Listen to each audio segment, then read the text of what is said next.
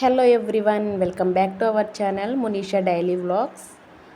ఈరోజు వీడియో ఏంటంటే ఫ్రైడే రోజు తీసిన వ్లాగ్ అండి. ఫ్రైడే రోజు అయితే మా పిల్లలకి స్కూల్ లేదు. ఇంకా పొద్దున్నే పిల్లలకైతే టిఫిన్ పెట్టేశాను. నిన్న దోశ పిండి ఉంటే మా వారికి కూడా పెట్టేశాను, తినేశారు. నేనైతే ఇంకా నైట్ అయితే అంట్లు తోమలేదు. అంట్లన్నీ తోమేసుకొని ఇంకా ఫ్రెష్ అయ్యి ఈ ఇంట్లోకి అయితే వచ్చేసానండి. ఇంకా అన్నం అయితే తినేసాను నేను. ఇప్పుడు మధ్యాహ్నానికి కర్రీస్ ప్రిపరేషన్ చేస్తున్నానండి. గోంగూర చట్నీ అని బెండకాయ ఫ్రై చేద్దాం అనుకుంటున్నాను. మా పిల్లగాళ్ళకి ఇవాళ మా ఊరికి దగ్గరలోనే సీఎం వస్తున్నారంటండి. అందువల్ల అనుకుంటా ఇంక పిల్లల స్కూల్కి అయితే సెలవులు ఇచ్చేశారు. ఆర్టీసీ బస్సులు పెట్టారు. ఎవరైనా వెళ్ళాలనుకుంటే ఆ సీఎం మీటింగ్కి వెళ్ళొచ్చంట. ఇంక నేనైతే వెళ్ళలేదండి. ఇంకా అలాగే మధ్యాహ్నం అని చెప్పి బెండకాయ ఫ్రై, గోంగూర చట్నీకి అయితే అన్నీ ప్రిపరేషన్ చేసుకుంటున్నాను. ఇప్పుడైతే గోంగూర అయితే శుభ్రంగా ఒలిచి ఇంకా కడుక్కొని అయితే పక్కన పెట్టేశాను. తర్వాత ఇంక బెండకాయలు కూడా కడిగి ఒక క్లాత్లో అయితే వేసానండి. ఎందుకంటే తడిగా ఉంటే జిగటగా ఉంటవి. అందుకే ఇంక ఎప్పుడైనా క్లాత్లో వేసి అవి తుడుచుకుంటూ ఇంకా కట్ చేసేస్తాను. అవి కట్ చేసుకుంటుంటే ఒక పక్కన మా చిన్నోడైతే అందరికని నిమ్మకాయ రసం చేస్తున్నాడండి. ఎనర్జీగా పనులు చేసుకోవాలని చెప్పి మా చిన్నోడు అయితే అందరికీ నిమ్మరసం చేస్తున్నాడు. ఆడిని వీడియో తీసి నేను యువతలకు వచ్చేసరికి మా పెద్దోడు నేను హెల్ప్ చేస్తాను మమ్మీ అని అయితే కూరగాయలు కట్ చేస్తున్నారు. అయితే నాకు హెల్ప్ చేస్తున్నారు. మా చిన్నోడు కత్తి చూసారా, ఎవరితో పీక కట్ చేసేస్తా అన్నట్టుగా తీసుకొచ్చి ఇంకా పెద్ద కత్తితో అయితే కూరగాయలు కట్ చేస్తున్నాడండి. ఇంక ఇద్దరు పిల్లగాళ్ళు అయితే నాకు హెల్ప్ చేశారు. హెల్ప్ చేసింది తక్కువ కానీ ఇల్లంతా చికాకు చేయటం మళ్ళీ ఎక్కువైపోయింది. మళ్ళీ అదంతా శుభ్రం చేసుకొని వచ్చేసరికి నాకైతే చాలా టైం పట్టింది. ఇంకా ఉల్లిగడ్డ కూడా కోస్తానన్నారు కానీ వద్దమ్మా చేయి కట్ అయ్యిద్దని చెప్పి ఇంక పిల్లల దగ్గర నుంచి అయితే నేను తీసుకొని వాళ్ళని అయితే పక్కకు పంపించేశాను. ఉల్లిగడ్డ అయితే నేను కట్ చేసేసుకున్నానండి. అయితే గోంగూర పచ్చట్లోకి ఏమేమి కావాలో మొత్తం దగ్గరలో పెట్టుకొని ప్రిపరేషన్ చేసుకున్నాను. తర్వాత వంటగదిలోకి వెళ్ళిపోయి ఇంకా స్టవ్ ఆన్ చేసి ఒక బాండీ పెట్టుకొని అందులో నీళ్ళు ఏదైనా ఉంటే పోయేదాకా ఉంచి తర్వాత అందులో హీట్ ఎక్కిన తర్వాత ఆయిల్ అయితే వేసుకోవాలి. అలా ఆయిల్ వేసుకున్న తర్వాత ఎండుమిరపకాయలు, ధనియాలు, జీలకర్ర, కరివేపాకు ఇవన్నీ వేసి అయితే మొత్తం వేపుకోవాలి. ఫ్రై చేయాలి నూనెలో వేసి. అలా వేగిన తర్వాత వాటిని అయితే నేను మిక్సీ గిన్నెలో పక్కన పెట్టుకున్నానండి. ఎండుమిరపకాయలు వేసి ఎవరో పిలుస్తున్నారని బయటికి వెళ్ళి వచ్చేసరికి కొంచెం లైట్గా అయితే మాడాయి, కానీ టేస్ట్ అయితే చాలా బాగుందిలేండి. ఇంక మొత్తం అయితే వేపుకొని మిక్సీ గిన్నెలో పెట్టేసుకున్నాను. తర్వాత ముందుగా కడిగి పెట్టుకున్నాను కదండి గోంగూర, వాటిని అయితే కొంచెం ఆయిల్ వేసి ఉడకబెట్టుకున్నాను. నేను ఆ మిక్సీ గిన్నెలోది తీసి మిక్సీ వేసి వచ్చేసరికి గోంగూర అయితే ఉడికిపోయింది. ఇంకా అలాగే పక్కన పాలు కూడా వేడైపోయినాయి. తర్వాత ఇంకొక స్టవ్ ఖాళీ ఉంది కదా, దాంట్లో కూడా ఇంకా నేను బెండకాయ ఫ్రై అయితే పెట్టేసుకుందాం అన్నట్లుగా ఇంకా ఇంకో బాండిని కూడా పక్కన పొయ్యి మీద అయితే పెట్టేసుకున్నాను. ఈ లోపల ఇంకొంచెం ఉడికిపోయింది గోంగూర, దాంట్లో కొంచెం పసుపు వేసుకున్నాను. గోంగూర పచ్చడిలో పసుపు వేసుకుంటారా మీరు కామెంట్ చేసేయండి. ఇంకా అలాగే బెండకాయ ఫ్రైకి అని చెప్పి పక్కన బాండీ పెట్టుకున్నాను కదా, దాంట్లో ఆయిల్ అయితే వేసుకున్నాను. అది హీట్ ఎక్కిన తర్వాత ఒక ఎండుమిరపకాయ ఎల్లిపాయ దంచి వేసుకున్నానండి. అలాగే తాలింపు గింజలు, జీలకర్ర కూడా వేసుకున్నాను. అవి వేగిన తర్వాత ఉల్లిపాయలు అయితే వేసేసుకున్నాను. ఉల్లిపాయలు వేసుకున్న తర్వాత కొంచెం కరివేపాకు కూడా వేసుకున్నాను. వీటిని బాగా ఏగనివ్వాలి, గోల్డెన్ బ్రౌన్ కలర్లో వచ్చేదాకా ఏగనివ్వాలి. అలా వేగిన తర్వాత ఇంక దాంట్లో కొంచెం అయితే పసుపు వేసుకుంటాను.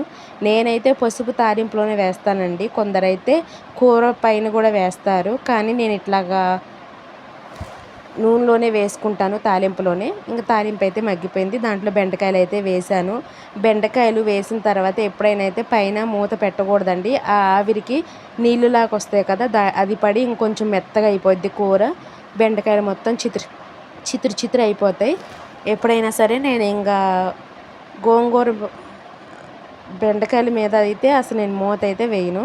ఇంకా మూత అయితే వేయకుండా ఇంక అట్లాగే ఫ్రై చేసేస్తాను. ఈ లోపల కొంచెం ఎండుమిరపకాయలు అవి కూడా చల్లారిని. ఇంక వాటిని అయితే పచ్చడి మిక్సీ పట్టుకోవడానికి అని చెప్పి మిక్సీ అయితే పట్టేసుకుంటున్నాను. ఇంకా అలా మిక్సీ వేసి నేను పక్కన పెట్టేసరికి గోంగూర కూడా కొంచెం చల్లారిందండి. తర్వాతకి ఇంకా గోంగూర కూడా మిక్సీలో వేసి పచ్చడి అయితే రుబ్బేసుకున్నాను. ఇంక అయిపోయింది పచ్చడి కూడా రుబ్బటం. ఇంక తర్వాతకి అదే బాండీలో గోంగూర వేపినాం కదండి, ఇంకా అదే బాండీలోనే నేను నూనె అయితే వేసి గోంగూర పచ్చడికి తాలింపు అయితే వేసుకుంటున్నాను. కానీ గోంగూర పచ్చడిలో తాలింపు అయితే వేసుకోవటానికి నూనె అయితే కొంచెం తక్కువ అయిందండి. ఇంకా అయినా సరే లైట్గా ఉండాలి అని చెప్పి వేసేసాను. తాలింపు గింజలు, ఎండుమిరపకాయలు, దంచి పెట్టుకున్న వెల్లుల్లి, కరివేపాకు అవైతే వేసుకొని తాలింపు అయితే వేసేసుకున్నాను. కొంచెం ఫ్రై అయిన తర్వాత కరివేపాకు వేసి ఇంకా తాలింపు పచ్చడి పెట్టుకుని నూరుకున్నాం కదా, అది తీసుకెళ్ళి ఇంక అందులో వేస్తే గోంగూర పచ్చడి రెడీ అయిపోయిందండి. ఇంక ఈ లోపల బెండకాయలు కూడా ఒక పక్కన అయితే మగ్గిపోతున్నాయి. అప్పటికే టైం వచ్చేసి 11:30, 12 అయిపోతుంది. ఇంకా వంట అయితే ఫాస్ట్గా చేసేసాను. మా వంటగదిలో ఆవిరి అయితే బయటికి వెళ్ళటానికి అస్సలు ఉండదండి. వంటగదిలో అయితే అసలు ఉండలేము, బాగా వేడిగా ఉంటుంది. ఇంక అయినా తప్పదు కదా, ఇంక అట్లాగే చేసేస్తాను ఫాస్ట్గా. చల్లగా ఉన్నప్పుడే వాతావరణం అయితే నేను త్వరగా చేసేసుకుంటాను పనులన్నీ. ఇంక అట్లాగే గోంగూర పచ్చడి తాలింపు వేసాను. ఇంకో పక్క బెండకాయలు కూడా ఫ్రై అయిపోతున్నాయి. నా వీడియోస్ ఎట్లా ఉంటున్నాయో ప్లీజ్ ఫస్ట్ చూస్తూ లైక్ చేయండి. బెండకాయలు అయితే ఫ్రై అయిపోయినాయండి.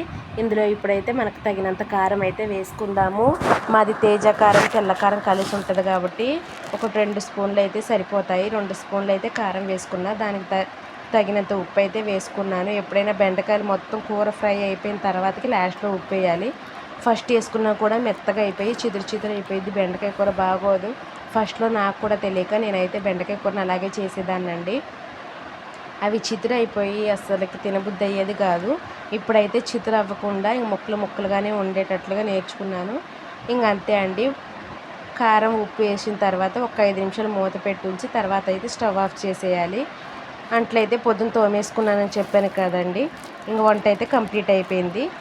తర్వాతకైతే ఎండుమిరపకాయలు అయితే ఎప్పుడో తీసుకున్నామండి. పోయిన ఎండలలోనే తీసుకుని కారం అయితే పట్టించేసాను. ఇవి తాలింపుల్లోకి ఉంటాయని చెప్పి ఒక కేజీ మందం ఉంటాయండి. ఇంక తీసి అయితే ఎప్పుడో పక్కన పెట్టుకున్నాను. సరే ఇవాళ ఎండ వస్తున్నట్టుంది కదా అని చెప్పి ఇంక ఎండ పెట్టడానికని ఎండ పెడుతున్నాను. వాషింగ్ మిషన్లో బట్టలు కూడా పొద్దున్న వేసేసాను, అవి కూడా అయిపోయినాయి. ఇంక వాటిని కూడా తీసి నేనైతే ఎండేస్తున్నాను. మా పిల్లలైతే ఈ లోపల పక్కన గిన్నెకాయ చెట్టు ఉంది కదమ్మా, గిన్నెకాయలు కోసుకొని వస్తామని చెప్పి అయితే వెళ్తున్నారు. కొంచెం వీడియో తీసి వెళ్ళండి అమ్మ అంటే ఇంక మా చిన్నోడైతే నాకు ఈ వీడియో క్లిప్ తీశాడు. ఇంక మధ్యాహ్నానికి భోజనం అయితే రెడీ అయిపోయింది కదండి. సాయంత్రానికి అని చెప్పి ఈ లోపల కంకులు ఉడకపెడదాం అన్నట్టుగా స్వీట్ కార్న్ మొక్కజొన్నలు అండి. వీటిని అయితే నేను 100 రూపాయలు తీసుకున్నాను. 4 కేజీలు వచ్చాయి. అదే కేజీ అయితే 40 రూపాయలు అంట. 100 కేజీలకి అయితే 4 కేజీలు ఇచ్చారు. ఇంకా చిన్నగా ఎరక్కొట్టి వాటర్లో ఉప్పేసి వాటిని అయితే ఉడకపెట్టుకున్నాను. ఎందుకంటే అవి కొంచెం చల్లారాలి, అవి ఉడకాలి. ఈ లోపల మేము అన్నం తినే లోపల అవి ఉడికిపోతే ఒక సాయంత్రం స్నాక్స్ లాగా పిల్లలు తింటారని చెప్పి ఉడకపెడుతున్నాను.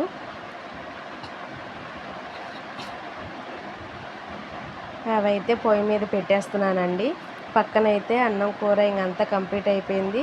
ఇంక అవైతే ఉడకపెట్టేసిన తర్వాత మేమందరం అయితే అన్నం అయితే తినేసాము. మధ్యాహ్నం భోజనం అయితే చేసేసాము. తర్వాతకి ఇప్పుడు మా పిల్లగాల్ని ఆధార్ కార్డు అప్డేట్ చేయించడానికి మీ సేవ దగ్గరికి అయితే తీసుకెళ్ళాలండి. మా ఊర్లో సెంటర్లోకి తీసుకెళ్ళాలి. సరే వెళ్దాం అన్నట్టుగా ఇంకా పువ్వులు అయితే ఈరోజు మల్లెపూలు, సన్నజాజి పూలు అయితే చాలా బాగా పూచాయండి. కొంచెం ఎక్కువే ఉన్నాయి ఈరోజు. ఇంక వాటిని అయితే కోసి పక్కన పెట్టేశాను. ఇంక తర్వాత ఆధార్ కార్డు అప్డేట్ చేయించడానికి అని చెప్పి పిల్లల్ని తీసుకొని అయితే సెంటర్కి అయితే వెళ్ళాను. మీ సేవకి వెళ్ళిన తర్వాత ఇంక అక్కడైతే మా పిల్లగాళ్ళు ఇద్దరికి ఆధార్ కార్డు అప్డేట్స్ అయితే చేయించాము. ఇదండి ఈరోజుటి వ్లాగు. మరిన్ని మంచి వీడియోస్ తోటి మళ్ళీ మీ ముందుకు వస్తాను. నా ఛానల్ కనుక మీకు నచ్చితే, మా వీడియోస్ కనుక మీకు నచ్చినట్లయితే లైక్ చేసి, షేర్ చేసి, సబ్స్క్రైబ్ చేయండి. Thank you.